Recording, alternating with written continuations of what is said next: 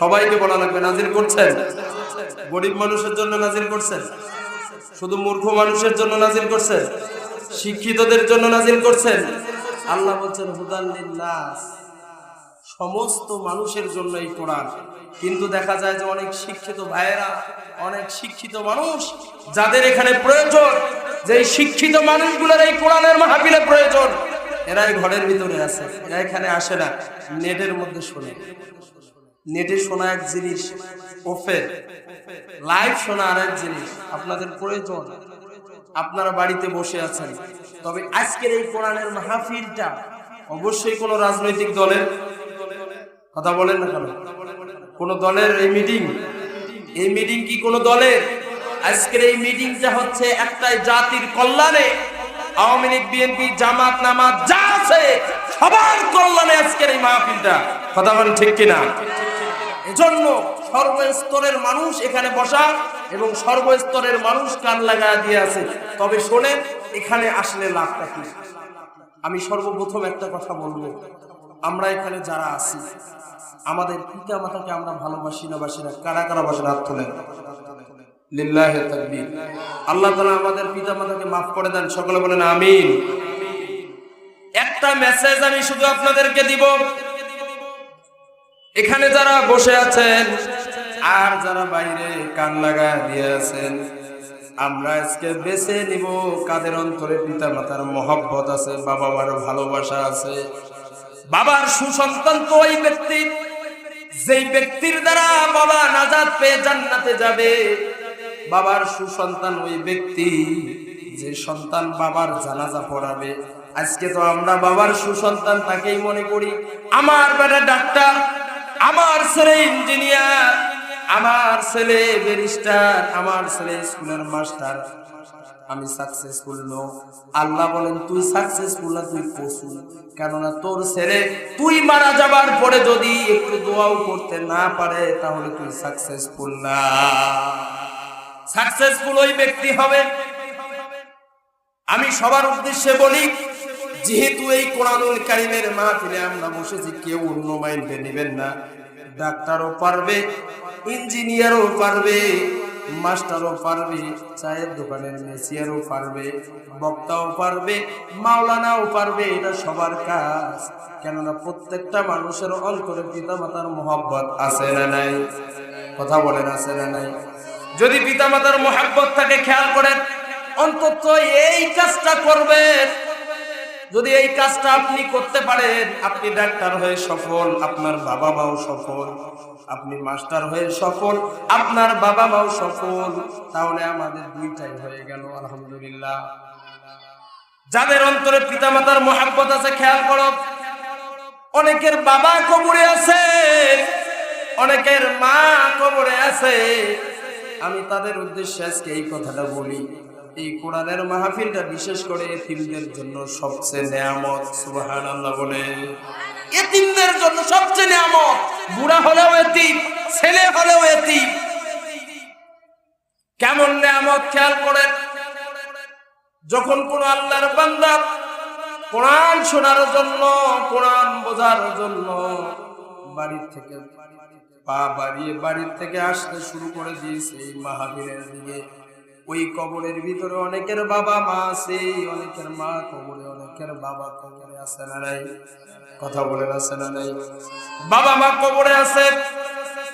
আমার ভাইরা, আমার এলাকার মুসলিম মিল্লাত, খেয়াল করে আল্লাহর রাসূল বলেন, যখন কোন সন্তান কোরআন শোনার জন্য, কোরআন বোঝার জন্য বাইরে থেকে বাইর হলো, বাইর হওয়ার সঙ্গে সঙ্গে তার বাবার কবর থেকে বাবা হাজারি করছে সন্তান, মা হাজারি করছে সন্তান। শোনো ও সন্তান, আজকে আমরা যারা পিতারা আমাদের সন্তানের জন্য যেটা করি, চিন্তা করে দেখেন, আমার বাবা মা যারা কবরে আছে তারাও আমাদের জন্য এর চেয়ে বেশি কিছু করেছে, করে নাই? কথা বলেন না কেন? করে নাই? কবর থেকে বাবা ডাকতেছে সন্তান, ও আব্দুর রহমান, আব্দুল সাত্তার, স্কুল মানে কোরআনের মাহফিল হচ্ছে, বাবা কোরআনের মাহফিলে যাবা, যাও। ও সন্তান, ওইখানে কোরআনের কথাগুলো শুনে শুনে আখিরি মুনাজাতের সময় আমাদের জন্য একটু দোয়া করে দিবা।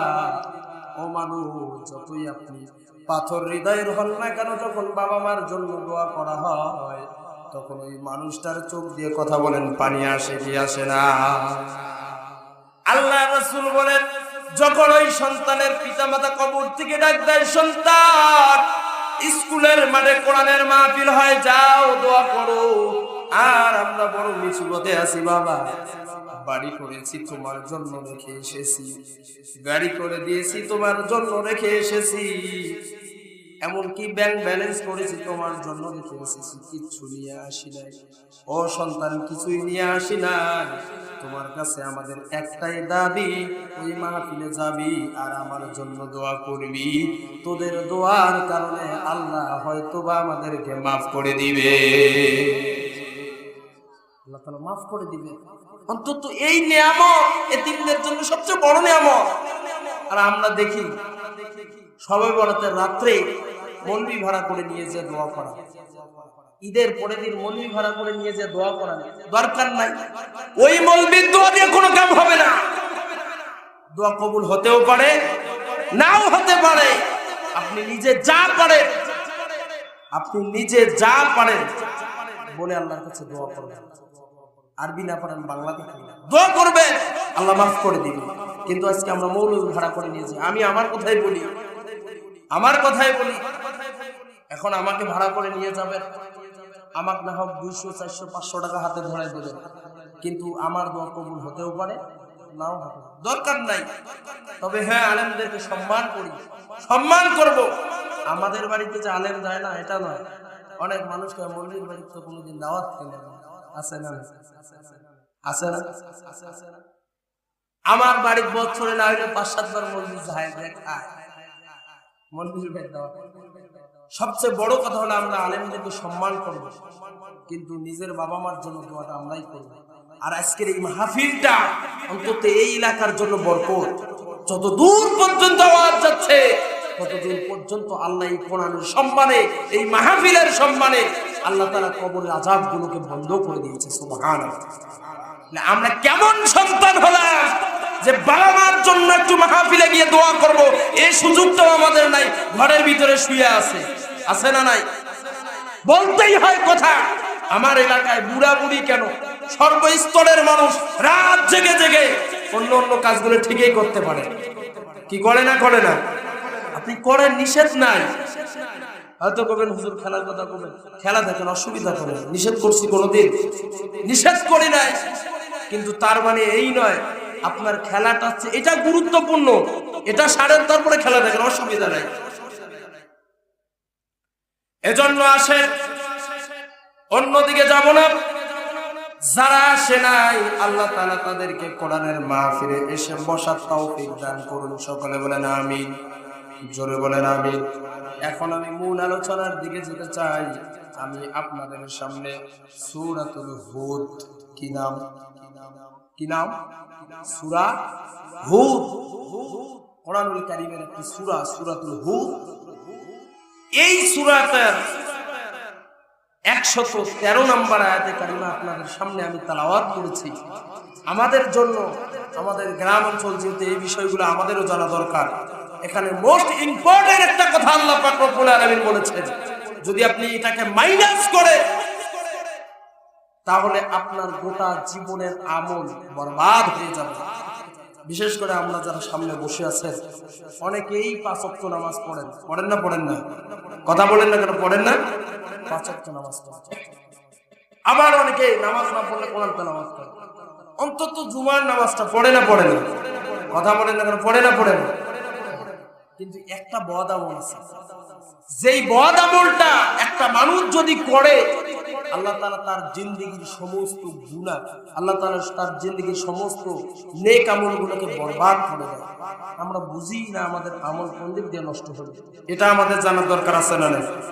এত কষ্ট করে, এই যে কনকনে শীতের রাত, কত কষ্ট করে এসে ফজরের সালাত আদায় করে।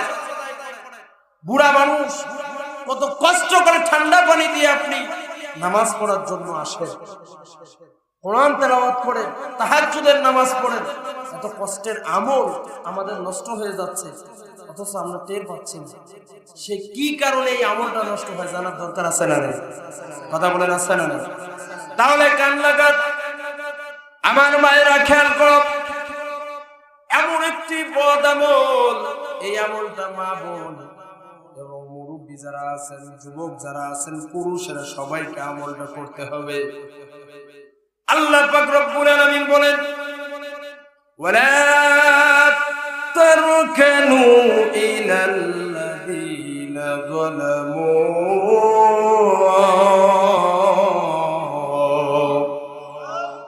ফাতামাসসাকুমুন নার।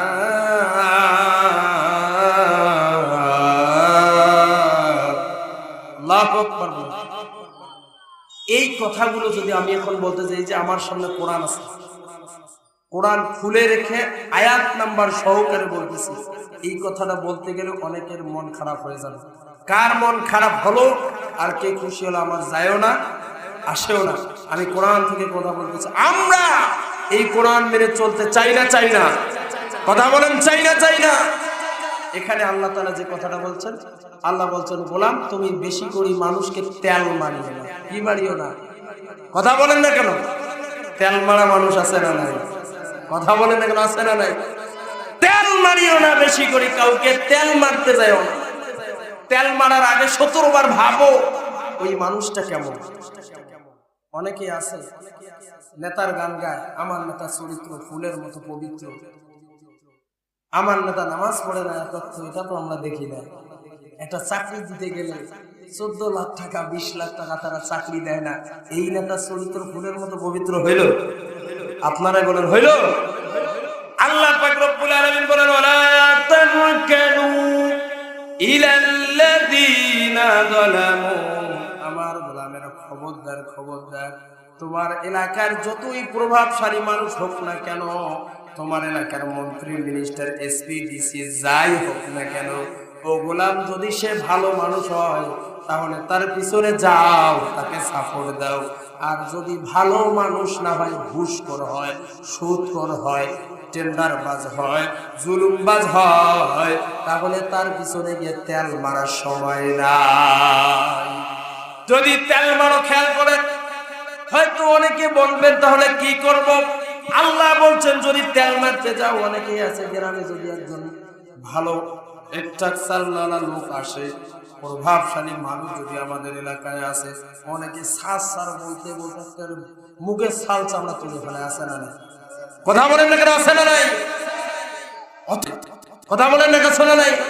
অথচ আল্লাহ পাক রব্বুল আলামিন প্রত্যেকটা মানুষের ব্যাপারে বলছেন। সূরাতুল বাকারা 5 নম্বর পৃষ্ঠার প্রথম লাইন খেয়াল করে আল্লাহ পাক রব্বুল আলামিন বলেন, ওয়া ইয ক্বালা রাব্বুকা লিল মালাইকাতি ইন্নী জাইলুন ফিল আরদি খলিফা। আল্লাহু আকবার বলেন। আল্লাহ পাক রব্বুল আলামিন বলেন, ফেরেশতাদেরকে বললেন, আমার ফেরেশতারা, আমি আল্লাহ তাআলা সিদ্ধান্ত নিয়েছি এই পৃথিবীতে আমি আল্লাহ তাআলা প্রেসিডেন্ট পাঠাবো, বাদশা পাঠাবো। আলহামদুলিল্লাহ বলেন। এই কথা বলেন নাই যে অমুককে প্রেসিডেন্ট করে পাঠাবো, তমুককে প্রেসিডেন্ট করে পাঠাবো না। দুনিয়াতে যারা এমপি, মিনিস্টার, মন্ত্রী, ওসি, ডিসি, এসপি যাই দেখেন না কেন, কেউ আল্লাহর দেওয়া ওইটা নয়। আল্লাহ পাক রব্বুল আলামিনের কাছে যারাই আমলদার হবে তারাই হচ্ছে প্রতিনিধি, তারাই হচ্ছে খলিফা। চিৎকার মেরে বলেন সুবহানাল্লাহ। আপনি মন্ত্রী সাহেব নামাজ পড়েন না, আমার আল্লাহর কাছে আপনার চার আনা দাম নাই। একজন কামলা খাটা, একজন কৃষক, মজুর, এই মানুষটা যদি ফজরের আজান পেয়ে নামাজের জন্য মসজিদে আসে, ওই ব্যক্তি আল্লাহর কাছে সবচেয়ে শ্রেষ্ঠ। সুবহানাল্লাহ বলেন। এই জন্য আপনি নামাজি, আপনি একটা বেনামাজি কেমনে তেল মারতে চান? আসে না নাই এরকম মানুষ? আপনি কোরআন তেলাওয়াত করেন, একটা মানুষ কোরআন পড়তে পারে না, কোরআনের ধারে কাছেও যায় না, বরং কোরআন শুনলে তার গায়ে অ্যালার্জির মতো চুলকায়। আসে না নাই? এইরকম মানুষের পিছনে আপনি কেমনে ধর্ণা দেন? আপনার আমল নষ্ট হয়ে যাবে। নষ্ট হয়ে যাবে আপনার আমল। এটা একটা মারাত্মক একটা আমাদের বদ গুণ। এই গুণটার থেকে আমাদেরকে বাইর হয়ে আসতে হবে। যারা নামাজি হবে, আপনি নামাজির সঙ্গে চলবেন। হাদিস শরীফ থেকে বলতেছি যে এই মানুষটা যার সঙ্গে উঠা বসা করবে, চলাফেরা করবে, ওই মানুষটা সহকারে কিয়ামতের ময়দানে হাসরের মাঠে উঠবে। সুবহানাল্লাহ। এখন যদি আপনি চিন্তা করেন, আপনার যদি চলাফেরা হয় সুদ ঘুষের সাথে, আপনার চলাফেরা যদি হয় টেন্ডারবাজদের সাথে, তাহলে আপনার স্থান কোথায় হবে? তাদের সাথে উঠতে হবে আপনাকে। এজন্য এই বদগুণটার থেকে আমরা বাইরে হয়ে আসবো ইনশাআল্লাহ। খেয়াল করেন সম্মানিত উপস্থিতি, আমার মায়েরা, আমরা কোন মানুষগুলার সঙ্গ দিব, আমরা কোন মানুষগুলার সঙ্গে চলাফেরা করব? আমি বিশ্ব নবীজি একজন সাহাবীর জীবনী থেকে আপনাদেরকে বলি।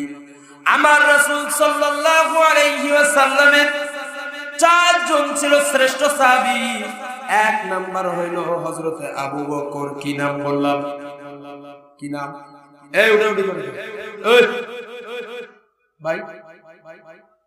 এক নাম্বার হইল হযরতে আবু বকর। দুই নাম্বার হইল হযরতে ওমর রাদিয়াল্লাহু তাআলা আনহু। আর তিন নাম্বার হইল হযরতে ওসমান রাদিয়াল্লাহু তাআলা আনহু। চার নাম্বার হইল হযরতে আলী রাদিয়াল্লাহু তাআলা আনহু। সুবহানাল্লাহ। এই চারজনের মধ্যে কি চমৎকার কথা! এই চারজনের মধ্যে হচ্ছে দুইজন আল্লাহ রাসূলের জামাতা, জামাই। সুবহানাল্লাহ বলে। আর দুইজন হচ্ছে শ্বশুর। সুবহানাল্লাহ। এই চারটা ঘটনা, এই চারজনের যদি ঘটনা বলতে যাই, চার দিনেও ফুরাবে না। তার মধ্যে একজনের কথা আপনাদের সামনে উপস্থাপন করি। আল্লাহ রাসূলের দুই নাম্বার শ্বশুর, মানে সাহাবীদের মধ্যে দুই নাম্বার শ্বশুর হযরত ওমর রাদিয়াল্লাহু তাআলা আনহু। আল্লাহ তাআলা ওমরকে এমন পাওয়ার দিয়েছেন, হযরত ওমর যে রাস্তা দিয়ে যাইতো 40 দিন ওই রাস্তা দিয়ে শয়তান যাইতেও ভয় করত। সুবহানাল্লাহ। এমন রাগী মানুষ ছিলেন, এমন বদমেজাজি মানুষ ছিলেন, এত রাগ ছিল হযরত ওমর। এমন একজন মানুষ আল্লাহ রাসূলের শ্বশুর। এই হযরত ওমর রাদিয়াল্লাহু তাআলা আনহু যখন তিনি খলিফা হয়ে গেলেন, আবু বকর ইন্তেকাল করলেন, হযরত ওমর ফারুক রাদিয়াল্লাহু তাআলা আনহু চেয়ারে বসলেন, প্রধানমন্ত্রী, বাদশা হলেন।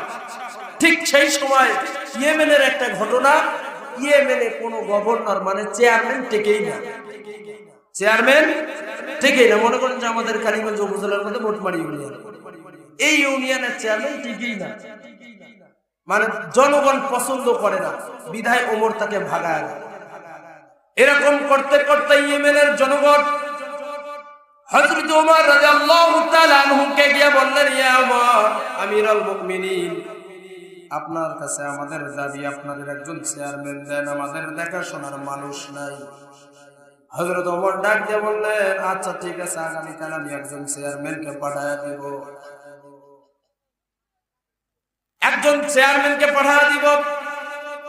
সে কোনদিন তোমাদের মাল নিয়ে যে বাড়িতে ঢুকাবে না, সে কোনদিন তোমাদেরকে একটা রিলিফ দিতে গিয়ে ৮,০০০ টাকা ঘুষ নেবে না। আছে না নাই সমাজে? আর কথা বলেন না কেন? আছে না নাই?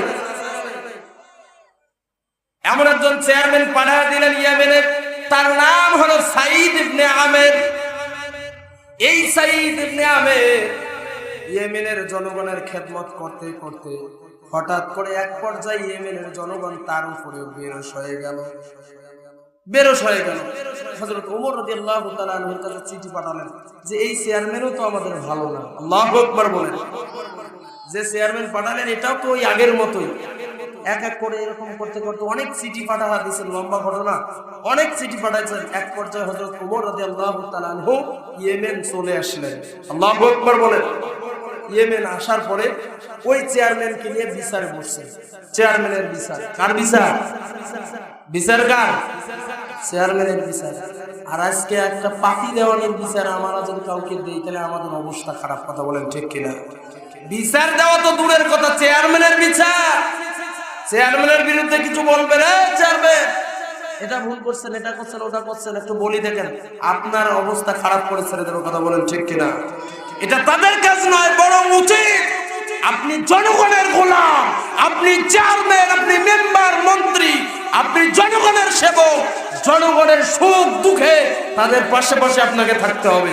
কথা বলেন ঠিক কিনা? কিন্তু ওটা তো নাই, বরং আজকে তাদের দিকে একটা ভালো কথা বললেও মেজাজ খারাপ।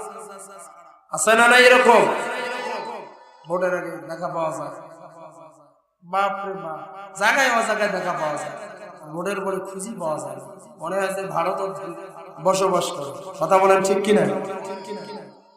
ইয়েমেনের জনগণ বিচার দিলেন হযরত উমর রাদিয়াল্লাহু তাআলা আনহুকে, ইয়া আমিরুল মুমিনিন, আমাদের চেয়ারম্যানের বিরুদ্ধে মামলা হইল ৬০টা। কয়টা? সবাই বলেন। চেয়ারম্যানের বিরুদ্ধে জনগণ মামলা করলো প্রধানমন্ত্রীর কাছে। কয়টা? সবাই বলেন কয়টা? ৪টা। ১ নাম্বার মামলা, আমাদের চেয়ারম্যান প্রত্যেকটা দিন ইউনিয়ন পরিষদে আসে, কিন্তু দেরি করে আসে, প্রত্যেক দিন দেরি করে আসে। আজকে যদি আমাদের ইউনিয়ন চেয়ারম্যান যদি দেরি করে যায়, কেউ দেখতে যায় নাকি?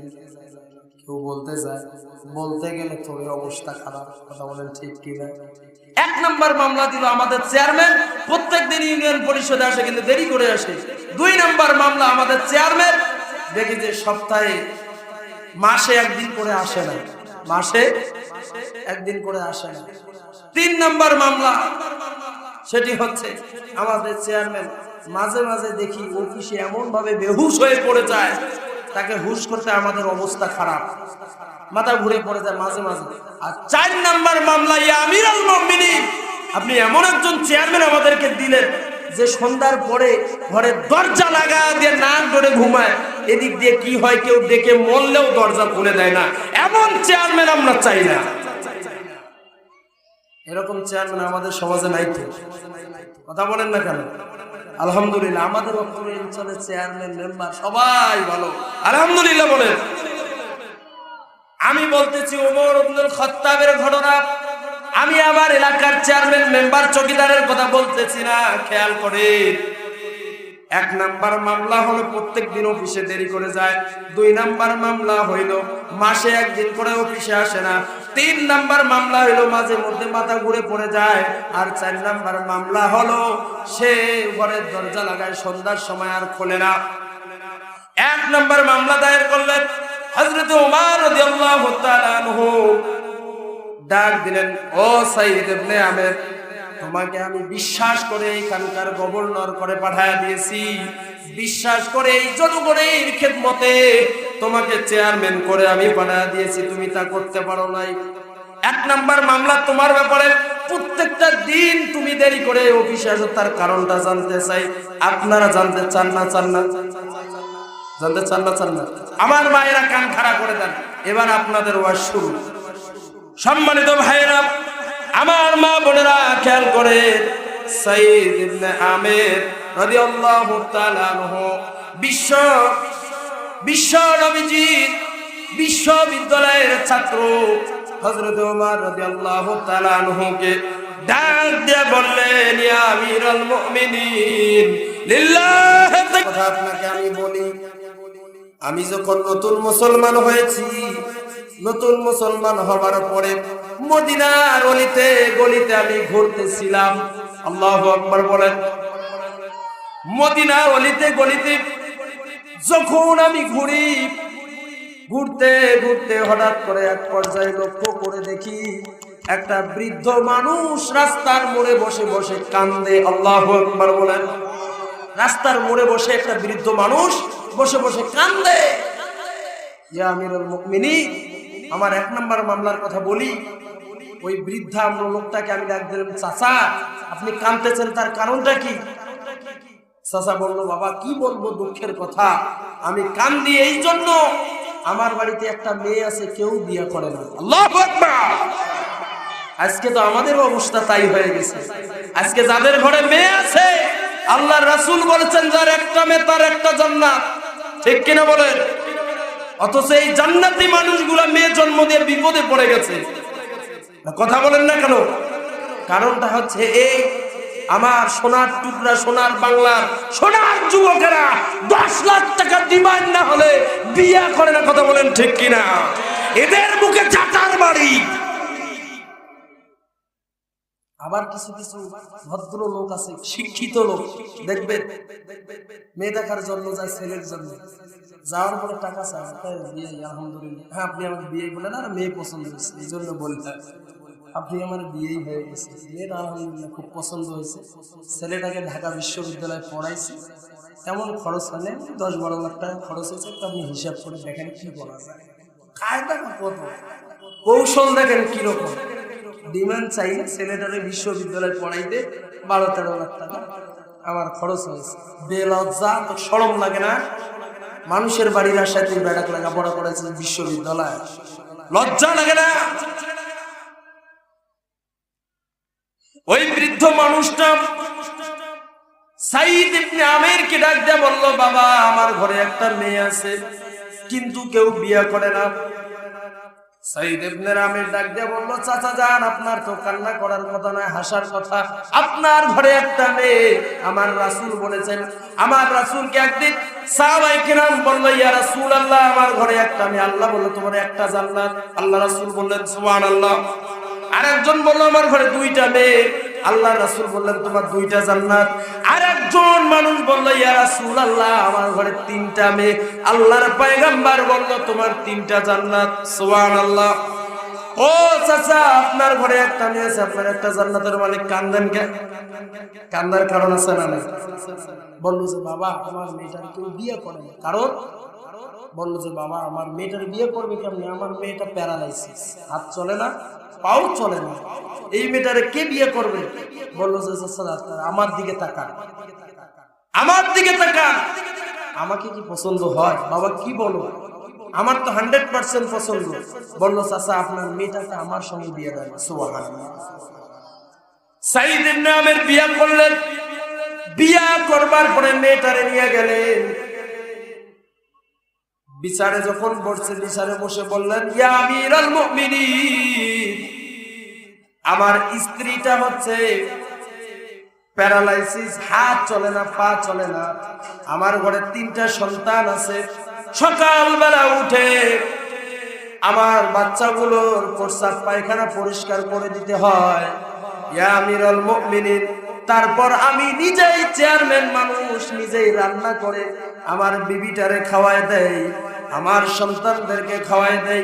খাওয়ায় দেওয়ার পরে ইয়া আমিরুল মুমিনিন আমি যখন অফিসে আসি আমার একটু দেরি হয়ে যায়। সুবহানাল্লাহ। এই কারণে আমার একটু দেরি হয়ে যায়। সবাই কান্দে, হায় রে চেয়ারম্যানের ঘরে এই অবস্থা আমরা জানি না।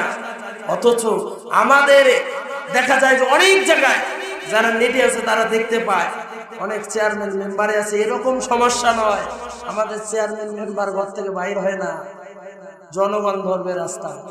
আজকে আমাদের চেয়ারম্যান ঘরের মেম্বারের ঘরে, মন্ত্রীর ঘরে এরকম সমস্যা নয়। আজকে আমাদের চেয়ারম্যান মেম্বারের ঘর, মন্ত্রী এমপির বাড়িতে ঘরের দরজা খুললে তেলের বোতল পাওয়া যায়। কথা বলেন ঠিক কিনা? মিথ্যা কথা না, সত্য কথা বলতেছি। আমার তো ভিডিও আছে, দলিল ছাড়া কোনো কথা নাই।